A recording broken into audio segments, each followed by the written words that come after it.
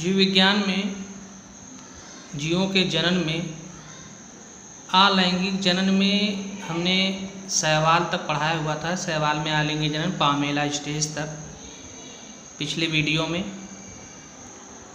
अब उसी में अलैंगिक जनन के अंतर्गत एक आता है बाइओइडिया द्वारा।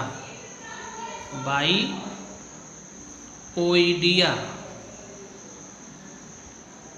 द्वारा इसमें बाइओइडिया द्वारा में क्या होता है कि कभी कभी जैसे कवक सूत्र होते हैं, ये कवक सूत्र, तो ये कवक सूत्र जो है ये छोटे छोटे से खंडों में टूट जाते हैं। मतलब ये ऐसे ऐसे छोटे छोटे खंडों में टूट जाते हैं और यही अंकुरित होकर के एक नए कवक सूत्र का निर्माण करते हैं। मतलब ये कवक सूत्र है,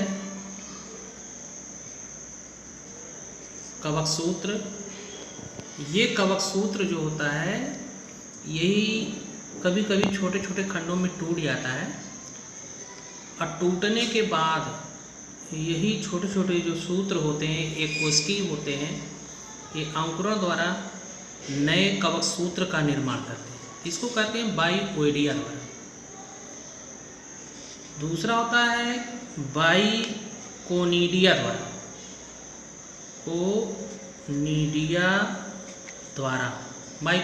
कोनिडिया द्वारा। तो इसमें कोनिडिया द्वारा में क्या होता है कि ये अचल और बाहरी बीजाणु होते हैं। मतलब जो कवक सूत्र के बाहरी भागों पे लगता है, ये ऐसे कवक सूत्र होते हैं और इसके बाहरी भागों पर, ये बाहरी भाग है, इस बाहरी भाग पर ऐसे छोटे छोटे बीजाणु संरचनाएं लगती है। ऐसे गोल बीजाणु सम ऐसे रचनाएं लगती हैं। तो ये कवक सूत्र के अग्रभाग पर लगते हैं। तो कवक सूत्र के जो अग्रभाग होता है, तो ये अग्रभाग जो होता है कोनिडियोफोर कहलाता है।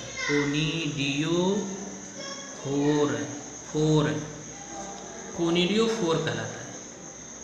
तो ये कोनिडियोफोर है।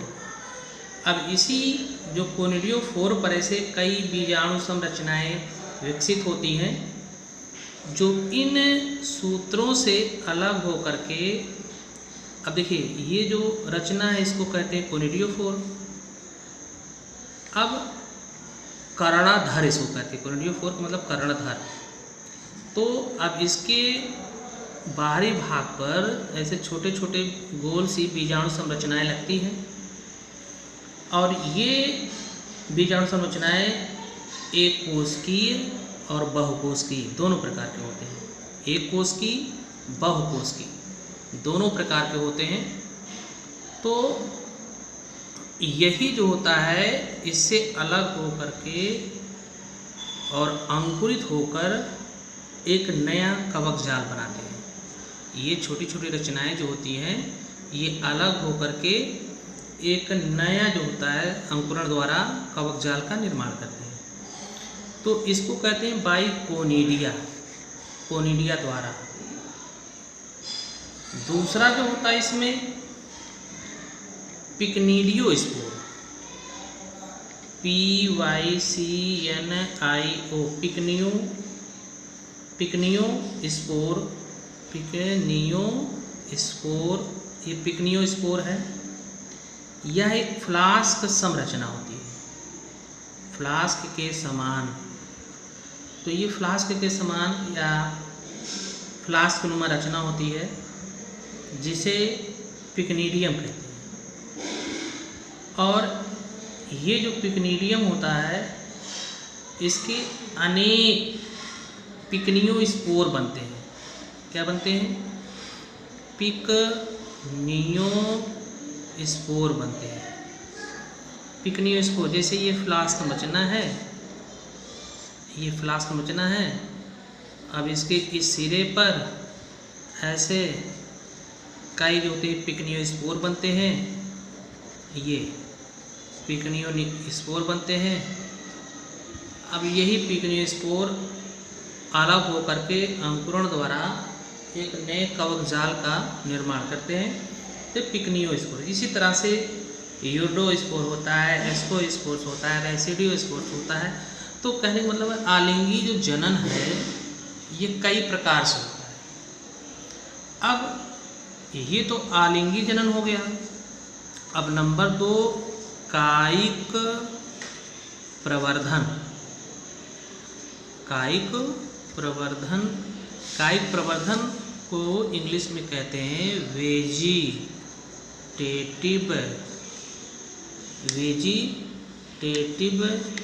रिप्रोडक्शन।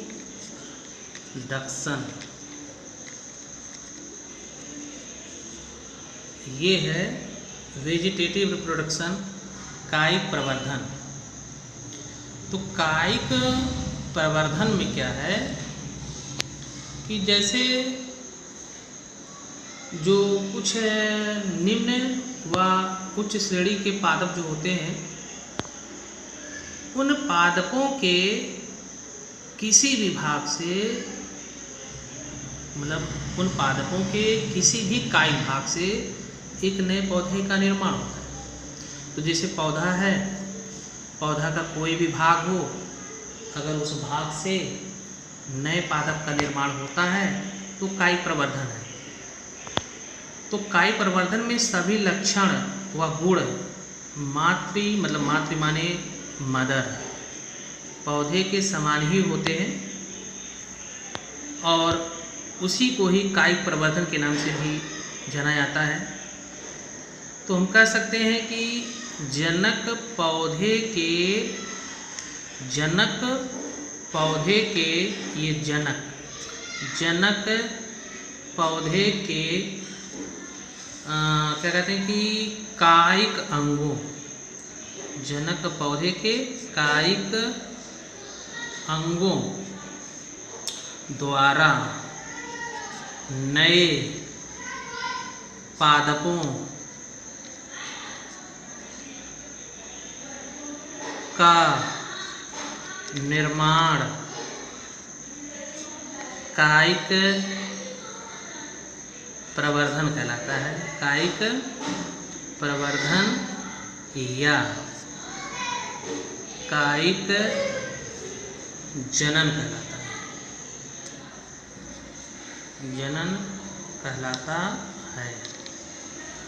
तो ये कायिक प्रवर्धन है या कायिक जनन इसी कहते हैं। मतलब जनक पौधे के कायिक अंगों द्वारा नए पादपों का निर्माण कायिक प्रवर्धन या कायिक जनन कहलाता है। अब देखिए कायिक प्रवर्धन के प्रकार, ये होता है कायिक प्रवर्धन के प्रकार। कायिक प्रवर्धन के प्रकार में एक आता है प्राकृतिक कायिक प्रवर्धन। प्राकृतिक कायिक प्रवर्धन। दूसरा होता है कृत्रिम परिवर्धन, कृत्रिम प्रवर्धन। ये कृत्रिम प्रवर्धन दो होता है। अब जैसे कायिक प्रवर्धन जो है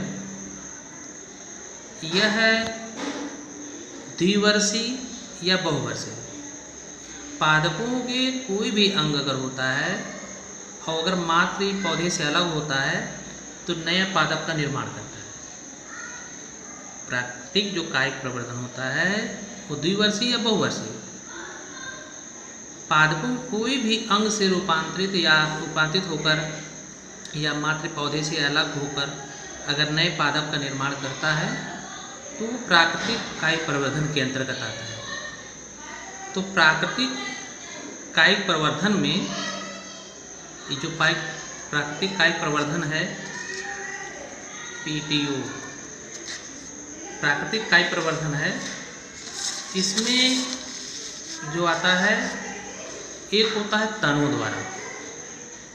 नंबर 1 जो होता है वो तनों द्वारा कायिक जनन।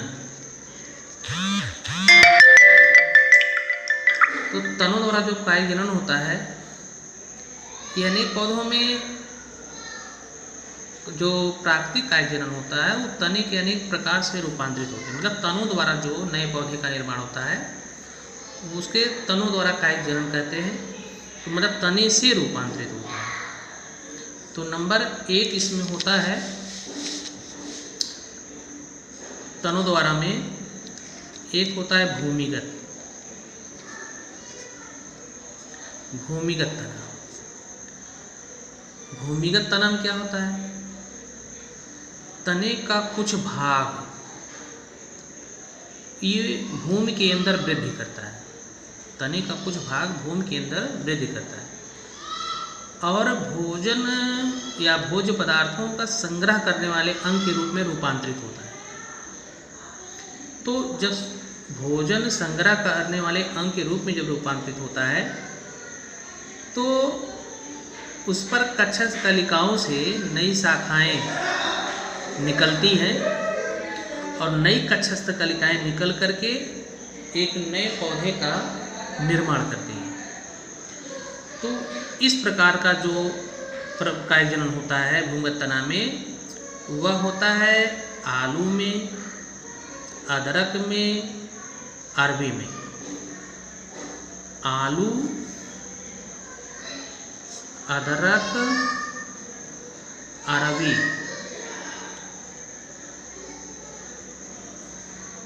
आलू, अदरक, अरबी। तो हम आलू को कहते हैं कंद, अदरक को कहते हैं प्रकंद और अरबी को कहते हैं घन कंद। और फिर एक होता है सल्क कंद, मतलब सल्क कंद, ये प्याज होता है। प्याज को कहते हैं सल्क कंद के रूप में जाना जाता है। तो भूमिगत के अंतर्गत आता है कंद। कंद को इंग्लिश में कहते हैं ट्यूबर।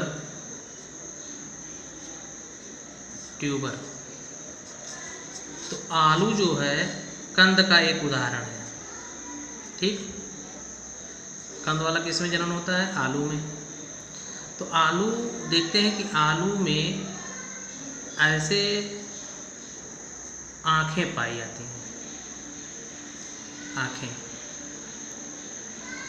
तो इसी आँख से कक्षस्थ कलिका जो होती है सल्पत्रों से ढकी रहती है और जब अनुकूल परिस्थितियाँ आती हैं तो यही कक्षस्थ कलिकाएँ अंकुरित होती हैं और अंकुरित होकर के एक नए पौधे का निर्माण कर लेते हैं। तो ये कंद होता है। आलू के ऐसे जो आँखें निकली होती हैं ये सल्पत्रों द्वारा ढकी रहती हैं। तो जब अनुकूल परिस्थितियाँ आती हैं तो यही जो होता है अंकुरित होकर के एक नए पौधे का निर्माण कर लेता है।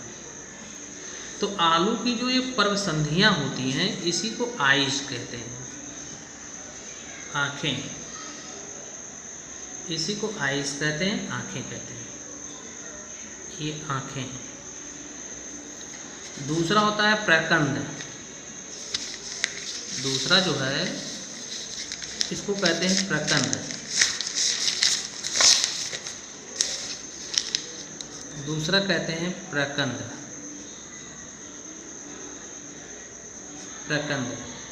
प्रकंद को राइजोम कहते हैं, राइजोम। तो राइजोम जो होता है ये भूमिगत जो तना होता है ना, तो तना जो होता है भूमिगत ये भी मिट्टी के नीचे समानांतर से क्षैतिज ऐसे वृद्धि करता है और फिर इस पर पर्वसंधियाँ निकलती हैं। फिर ये पर्वसंधियाँ जो होती हैं सल्क पत्रों से इसे ढकी होती हैं अब जैसे हम अदरक का लें, अदरक का, तो अदरक का जैसे ये भाग है ऐसे ऐसे सल्क पत्रों से ढकी रहती है। अदरक है ये ऐसे सल्क पत्रों से ढकी रहती है। तो इन्हीं सल्क पत्रों में से कक्षस्थ कलिकाएँ निकलती हैं, ऐसे कक्षस्थ कलिकाएँ निकलती हैं और यही कक्षस्थ कलिकाएँ अंकुरित होकर के एक नए पौधे का निर्माण करती हैं। तो प्रकंद में हल्दी और अदरक, हल्दी और अदरक दोनों आते हैं, ये हल्दी अदरक दोनों हैं। ठीक। अब तीसरा जो होता है घनकंद। घनकंद, घनकंद क्या होता है कि इसको इंग्लिश में कहते हैं कॉर्म, CORM, कॉर्म। तो यह भूमिगत तना जो होता है मिट्टी के नीचे ऊर्ध्व रूप से वृद्धि करता है और इनकी जो पर्वसंधियाँ होती हैं वो सल्क पत्रों से ढकी होती हैं। पर्वसंधियाँ वो सल्क पत्रों से क्या होती हैं, ढकी होती हैं। तो अब यही जो पर्वसंधियाँ होती हैं जो सल्क पत्रों से ढकी होती हैं, उसी से एक नए पौधे का निर्माण होता है। तो इस प्रकार का जो होता है जनन वो घनकंद कहलाता है। घनकंद मतलब किसमें होता है, जिमी कंद, जिमी कंद, अरबी, बंडा, केसर, इसमें मतलब जिमीकंद माने सूरन, आप जानते हैं कि मिट्टी के नीचे रहता है, पर्वसंधियाँ होती हैं सल्क पत्रों से ढकी रहती हैं और उसी पर्वसंधियों से नई कक्षस्थ कलिकाएँ निकलती हैं जिससे एक नए पौधे का निर्माण होता है। चौथा इसमें है सल्ककंद। सल्ककंद ये बल्ब होता है, बल्ब के रूप में दिखाई देता है। ये प्याज लहसुन जो होता है उसमें, तो प्याज लहसुन में कायिक जनन जो होता है वो सल्ककंद के द्वारा होता है। मतलब तने के चारों ओर गूदेदार सल्कपत्र होते हैं और सल्कपत्रों में बीच में कक्षस्थ कलिकाएँ होती हैं। अब जैसे प्याज है ये प्याज ऐसे होता है। अब ये होता है तो बीच से जो होती है, बीच से ये जो गूदेदार जो होती हैं, गूदेदार, तो ये गूदेदार सल्कपत्र है, ये गूदेदार सल्कपत्र है। अब इसी गूदेदार सल्कपत्रों में इसके बीच में नई कक्षस्थ कलिकाएँ उत्पन्न होती हैं और ये नई कक्षस्थ कलिकाएँ नए पादप को क्या करती हैं, जन्म देती हैं। ये कक्षस्थ कलिकाएँ उत्पन्न होती हैं जो नए पौधे को जन्म देती हैं। तो इस प्रकार से इसमें क्या कहते हैं, सल्ककंद प्याज में होता है, लहसुन में होता है, रजनीगंधा में पौधे में होता है। तो अब देखते हैं कि हम भूमिगत तना के अंतर्गत हो गया सल्ककंद, कंद, प्रकंद, घनकंद और कंद, प्रकंद, घनकंद और सल्ककंद। कंद आलू में होता है, प्रकंद हल्दी अदरक में होता है, घनकंद जिमीकंद अरबी बंडा केसर में होता है और सल्ककंद होता है प्याज लहसुन और रजनीगंधा में। अब इसके बाद हम नेक्स्ट वीडियो में अर्धवायवीय तने के रूप में अध्ययन करेंगे। ठीक है, नेक्स्ट वीडियो में आप देखिएगा उसको।